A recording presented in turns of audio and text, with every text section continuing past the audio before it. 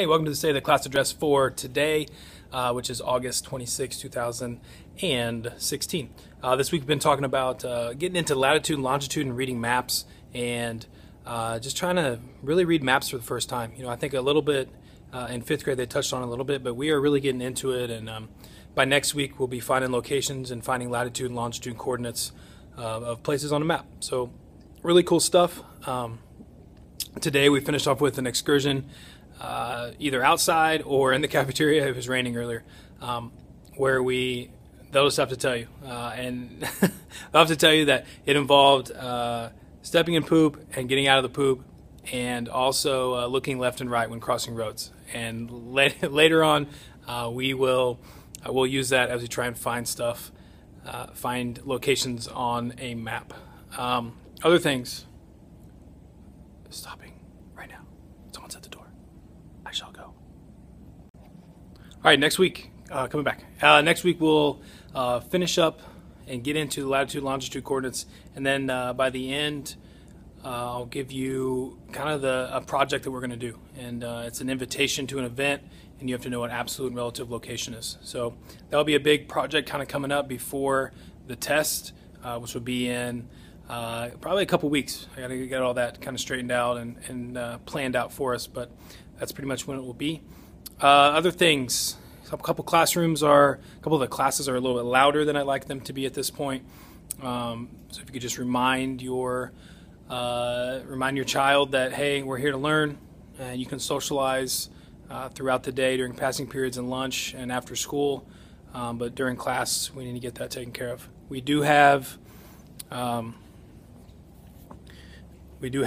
our pyramid growing as we talk about the pyramid of success, and a lot of these things are things that students kind of struggle with in general.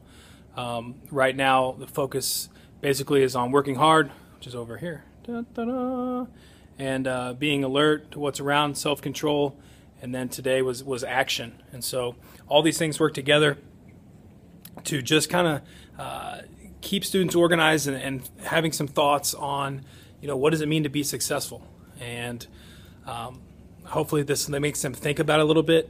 I do have some small things that we do every day with it after we read part of Inch and Miles, but it's just for them basically to be aware of what's happening around them.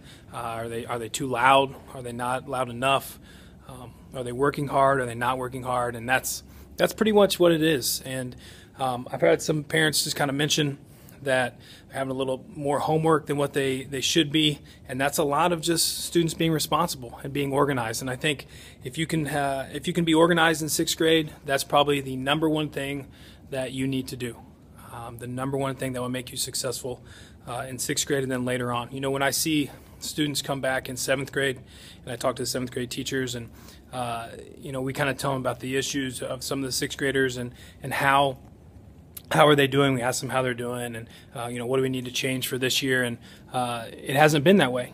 It's been a lot of, hey, they're getting their stuff done, hey, that they're prepared, they kind of understand the flow of how things work. And so a lot of that happens in 6th grade, and it's a very big year. It's a transition year. You've got 6 or 7 teachers, you got a whole new building, whole new surroundings, and you're trying to figure out a system where you are to become more responsible than probably what you've ever been before. And so it is a large transition year, and I know a lot of parents kind of freak out about it at first, but I think you need to let your students kind of figure it out on their own, and you know, be there to support them and help them and give them tools and tricks to stay organized.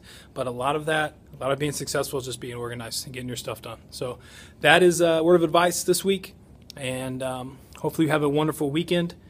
Do something nice for someone, have fun, not enough to get in trouble, and Excel class, I'm looking forward to hearing what you have to say about storytelling. So see you guys later.